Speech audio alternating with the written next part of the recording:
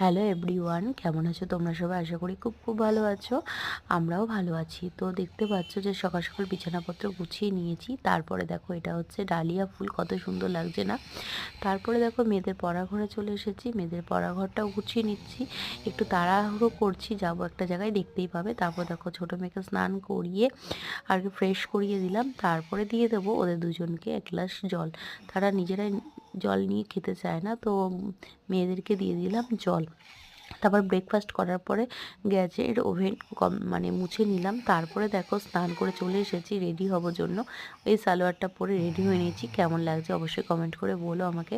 তারপরে দেখো ফুল লুকে তোমাদের সামনে চলে এসেছি। আমরা যাচ্ছি চারজনই নেমন্তন্ন বাড়িতে। তারপর মাকে প্রণাম করে বেরিয়ে পড়লাম স্কুটি নিয়ে।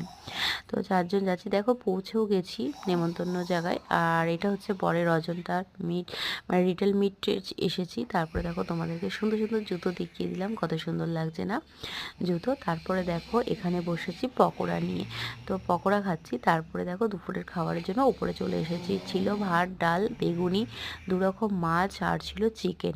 তারপর দেখো আইসক্রিম নিয়ে চলে এসেছি ওপরে। আর এই যে দেখতে পাচ্ছ ফুল, এটা হচ্ছে পলাশ ফুল, সরস্বতী পুজোতে লাগে, তোমরা সবাই জানো। তারপরে খাওয়া দাওয়ার পরে বর আর আমি রেস্ট করছি। তারপরে বেরিয়ে এসেছি বাড়িতে। চলে আসার পর তারপর দেখো বেগুন ভাজা আর হচ্ছে কড়াইশুঁটি আলু দিয়ে একটা তরকারি মতন করে নিয়েছি। তারপরে এই যে মেয়েদের লাঞ্চ